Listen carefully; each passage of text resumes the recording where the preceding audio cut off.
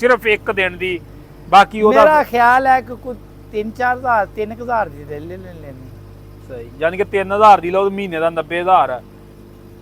ਸਹੀ ਨਾ। ਬਿਜਲੀ ਦਾ ਬਿੱਲ ਵੀ ਫ੍ਰੀ ਹੈ ਤੁਹਾਡਾ, ਕੋਈ ਨਹੀਂ। ਬਿਜਲੀ ਦਾ ਬਿੱਲ ਵੀ ਸਾਡਾ ਨਾਲ, ਅਸੀਂ ਇਹਨੂੰ ਚਲਾ। अस्सलाम वालेकुम जी दोस्तों। लो दोस्तों, पाकिस्तान के अंदर रहिंदियां होया एक ऐसे इंजीनियर के नाल मिलाउण जा रहे हैं जिहड़े कि किसी तारीफ के भी मुहताज नहीं आ, और इन्होंने जिहड़ा कारनामा किया वा कमाल का कारनामा वा, और हर जिमीदार भरा जिहड़ा वा वो एक कर सकदा वा, जिहदे कोल कोई डंगर मौजूद ने, कोई एक दो मझां मौजूद ने, वो भी बंदा ये काम कर सकदा वा। और इहदा फायदा किन्ना क वा, की सिस्टम आ, की गल आ, की बात आ। ਇਹਦੇ ਨਾਲ ਜਿਹੜੀ ਗੈਸ ਆ ਉਹ ਫ੍ਰੀ ਆ, ਘਰ ਦੀ ਬਿਜਲੀ ਫ੍ਰੀ ਆ, ਇਹਨਾਂ ਦੀ ਵਰਕਸ਼ਾਪ ਦੀ ਬਿਜਲੀ ਫ੍ਰੀ ਆ। ਤੇ ਸਾਡੇ ਨਾਲ ਮੌਜੂਦ ਨੇ ਇੰਜੀਨੀਅਰ ਨਦੀਮ ਸਾਹਿਬ, ਬਰਕੀ ਰੋਡ ਲਾਹੌਰ, ਤੇ ਨਾਲ ਮੌਜੂਦ ਨੇ ਭਾਈ ਮੁਹੱਬਤ ਅਲੀ ਵਾਲਾ ਸਾਹਿਬ। ਤੇ ਆਪਾਂ ਨਦੀਮ ਸਾਹਿਬ ਨਾਲ ਕਰਦੇ ਆ ਗੱਲਬਾਤ, ਔਰ ਇਸ ਸਿਸਟਮ ਦੇ ਹਵਾਲੇ ਦੋਸਤਾਂ ਨੂੰ ਜਿਹੜੀ ਆ ਅਪਡੇਟ ਦਿੰਦੇ ਆ। अस्सलाम वालेकुम नदीम साहब। वालेकुम सलाम जी। जी नदीम साहब, सब तो पहले तो इस सिस्टम के बारे को थोड़ी जी अपडेट दिओ, ये की सिस्टम है और किद्दां तुसीं लाया वा। जी आ बायो टैक्नोलॉजी बड़ी पुरानी टैक्नोलॉजी है। 1800 कुछ ਦੇ ਵਿੱਚ ਦਰਿਆਫਤ ਹੋਈ ਸੀ।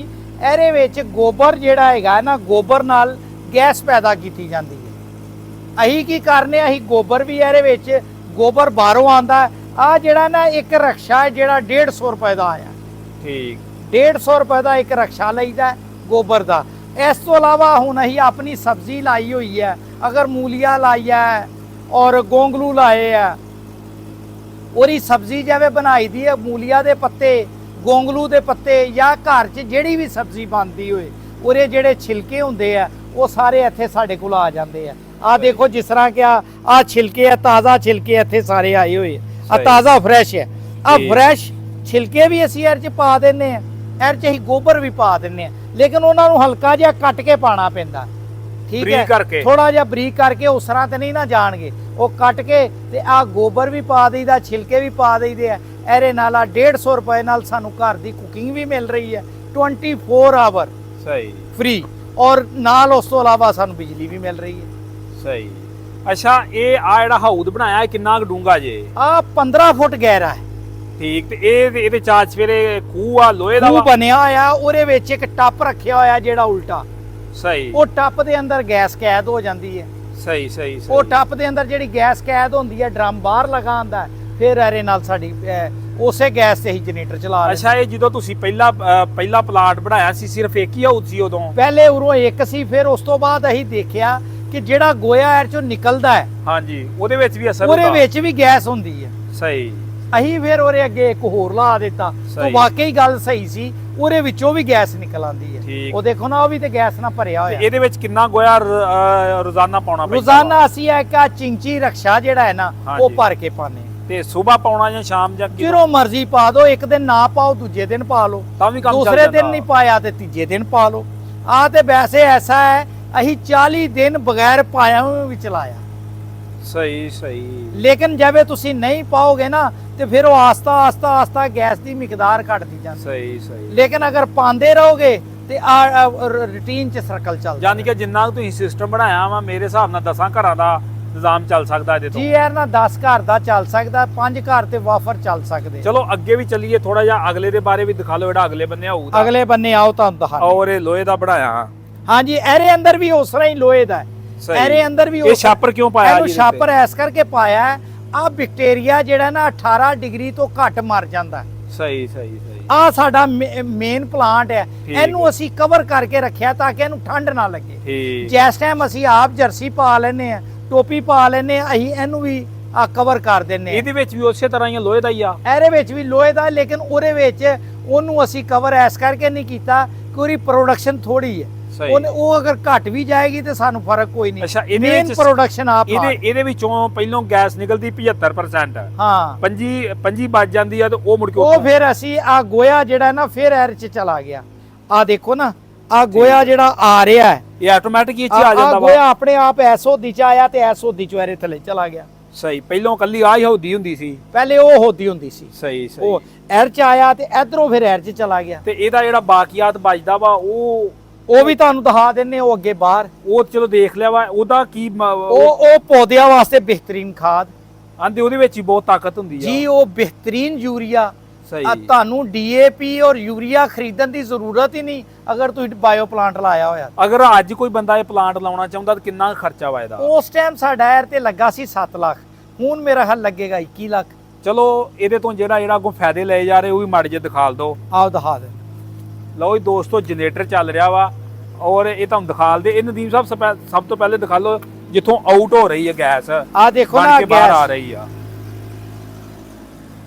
ਹੁਣ ਇਸ ਟਾਈਮ ਗੈਸ ਜਿਹੜੀ ਹੈ ਨਾ ਇਸ ਪਲਾਂਟ ਦੀ ਚੱਲ ਰਹੀ ਹੈ। ਠੀਕ ਇਸ ਪਲਾਂਟ ਦੀ ਆ ਦੇਖੋ ਨਾ, ਆਹ ਵਾਲ ਖੁੱਲਾ ਹੈ, ਠੀਕ ਹੈ, ਆਹ ਵਾਲ ਬੰਦ ਬੰਦ ਹੈ। ਹੈ। ਅਗਰ ਮੈਂ ਦੂਸਰਾ ਪਲਾਂਟ ਚਲਾਣਾ ਚਾਹਾਂ ਤੇ ਮੈਂ ਇੱਥੋਂ ਹੀ ਇਹਨੂੰ ਖੋਲੇਗਾ, ਆ ਪਲਾਂਟ ਖੁੱਲ ਗਿਆ, ਇੱਥੋਂ ਬੰਦ ਕਰ ਦਿੱਤੀ। ਸਹੀ। ਹੁਣ ਪਿਛਲੇ ਪਲਾਂਟ ਦੀ ਗੈਸ ਚੱਲ ਰਹੀ ਹੈ। ਸਹੀ ਠੀਕ, ਯਾਨੀ ਕਿ ਦੋਵਾਂ ਪਲਾਂਟਾਂ ਦੀ ਗੈਸ ਆ। ਦੋਨੋਂ ਪਲਾਂਟਾਂ ਦੀ ਗੈਸ ਅੱਛਾ ਅੱਗੋਂ ਫਿਰ ਅਗਰ ਇੱਧਰ ਚਲੀ ਗੈਸ ਅੱਗੋਂ ਇਸਤੇਮਾਲ ਨਾ ਕਰੀਏ ਤੇ ਇਹਦਾ ਕੋਈ ਖਤਰਾ ਵਗੈਰਾ ਤਾਂ ਨਹੀਂ ਕੋਈ ਫਟਣ ਨਹੀਂ ਹੈ। ਇਹਨੂੰ ਇਸਤੇਮਾਲ ਕਰਨਾ ਪੈਂਦਾ ਡੇਲੀ, ਜਿੰਨੀ ਇਹਦੀ ਪ੍ਰੋਡਕਸ਼ਨ ਹੋਣੀ ਆ ਉਨੀ ਤੁਹਾਨੂੰ ਯੂਜ਼ ਕਰਨੀ ਪੈਣੀ। ਯਾਨੀ ਕਿ ਜਿੰਨੀ ਨਹੀਂ ਇਹਦੀ ਇਸਤੇਮਾਲ ਇਨਪੁਟ ਕਰੋ, ਆਉਣੀ ਆਊਟਪੁੱਟ ਹੋਣੀ ਚਾਹੀਦੀ ਉਨੀ ਆ। ਆਊਟਪੁੱਟ ਤੁਹਾਨੂੰ ਕਰਨੀ ਪੈਣੀ ਆ, ਨਹੀਂ ਤੇ ਉਹ ਗੈਸ ਲੀਕ ਹੋਣੀ ਸ਼ੁਰੂ ਹੋ ਜਾਏਗੀ। ਸਹੀ।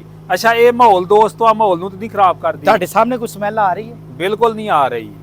ਇਹਦੇ ਵਿੱਚੋਂ ਜਿਹੜਾ ਗੋਇਆ ਨਿਕਲਦਾ ਉਹ ਕੱਚੇ ਗੋਏ ਦੀ ਸਮੈਲ ਹੁੰਦੀ ਹੈ। ਸਹੀ। ਆ ਜਿਹੜਾ ਗੋਇਆ ਹੈ, ਆ ਜਿਹੜਾ ਪੱਕਾ ਗੋਇਆ ਹੈ ਜਿਹੜਾ ਇਹਦੇ ਚੋਂ ਨਿਕਲਦਾ ਹੈ, ਇਹ ਕਿੰਨੇ ਦਿਨਾਂ ਬਾਅਦ ਇਹਦੇ ਚੋਂ ਨਿਕਲਦਾ ਵਾ ਕਿ ਆਟੋਮੈਟਿਕ ਤੁਰਿਆ ਜਾਂਦਾ? ਆਟੋਮੈਟਿਕ ਨਿਕਲਦਾ, ਜਿੰਨਾ ਪਾਉਂਦੇ ਜੇ ਉਹਨਾਂ ਨਿਕਲ ਜਾਂਦਾ ਹੈ। ਸਹੀ ਆ ਦੇਖੋ ਨਾ ਹੁਣ ਪਲਾਂਟ ਦੇ ਨਾਲ ਗੋਇਆ ਲੱਗਾ ਹੋਇਆ। ਸਹੀ ਹੈ। ਇਸ ਗੋਏ ਨੂੰ ਤੁਸੀਂ ਸੁੰਘ ਕੇ ਦੇਖੋ ਕੋਈ ਸਮੈਲ ਹੈ?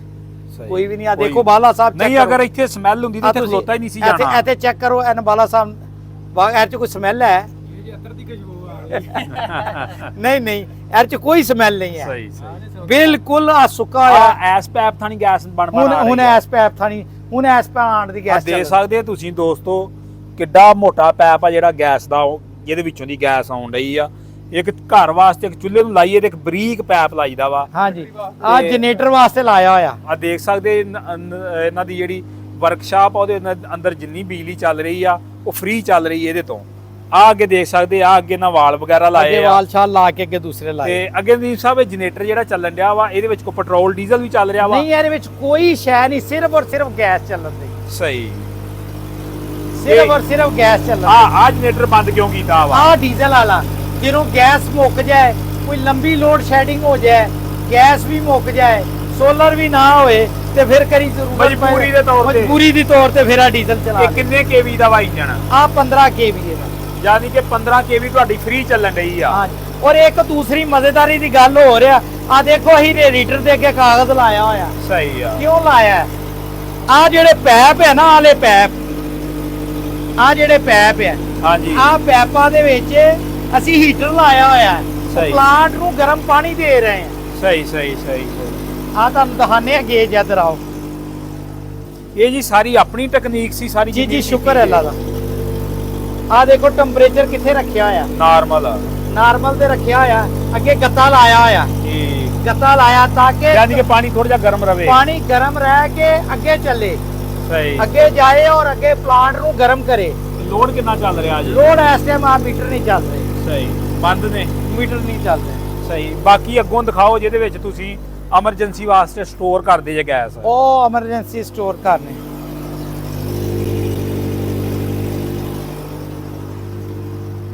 ਆ ਦੇਖੋ ਆ ਜਿਹੜੀ ਗੈਸ ਹੈ, ਆ ਅਸੀਂ ਕੁਕਿੰਗ ਵਾਸਤੇ ਸਟੋਰ ਕਰਨੇ। ਸਹੀ। ਆ ਦੇਖੋ ਨਾ ਇਹ ਚ 5 ਬਾਰ ਹੈ, ਇਹਨੂੰ ਅਸੀਂ ਪ੍ਰੈਸ਼ਰ ਭਰ ਕੇ ਤੇ ਅੱਗੇ ਸਟੋਰ ਕਰ ਲੈਣੇ। ਸਹੀ। ਯਾਨੀ ਕਿ 5 ਤੇ ਪ੍ਰੈਸ਼ਰ ਆ, ਹੁਣ ਤੇ 16 ਤੱਕ ਅਸੀਂ ਇਹਨੂੰ 7 ਤੱਕ ਲੈ ਜਾਂਦੇ ਆ। ਸਹੀ। ਤੇ ਹੈਵੀ ਗੈਸ ਹੁੰਦੀ ਹੈ ਜਿਹੜੀ ਘਰ ਚੱਲਦੀ ਜੀ ਚੁੱਲ੍ਹੇ ਤੇ? ਬਿਹਤਰੀਨ ਪੂਰੀ ਗੈਸ ਚੱਲਦੀ ਹੈ, ਬਿਹਤਰੀਨ ਹੁੰਦੀ ਹੈ।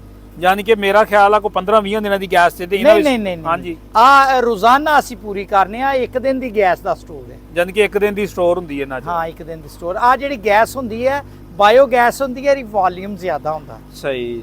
ਆ ਉਹ ਐਲਪੀਜੀ ਹੁੰਦੀ ਹੈ, ਉਹ ਕੰਪਰੈਸ ਗੈਸ। ਅੱਛਾ, ਇਹ ਜਦੋਂ ਅੱਗੇ ਚੁੱਲ੍ਹਿਆਂ ਵਗੈਰਾ 'ਚ ਚੱਲਦੀ ਇਹਦੀ ਕੋਈ ਬੋ ਸ਼ੋਤ ਨਹੀਂ ਆਉਂਦੀ? ਨਾ ਕੋਈ ਸ਼ੈ ਜਿੱਦਾਂ ਆਮ ਗੈਸ ਲੀਕ ਹੋਏ ਤਾਂ ਉਹਦੀ ਬੋ ਆਉਂਦੀ ਨਹੀਂ ਹੈ। ਜਿਵੇਂ ਜਲੇਗੀ ਨਹੀਂ ਤੇ ਫਿਰ ਸਮੈਲ ਹੋਏਗੀ, ਸਹੀ। ਜਿਵੇਂ ਜਲੇਗੀ ਫਿਰ ਸਮੈਲ ਕੋਈ। ਸਹੀ।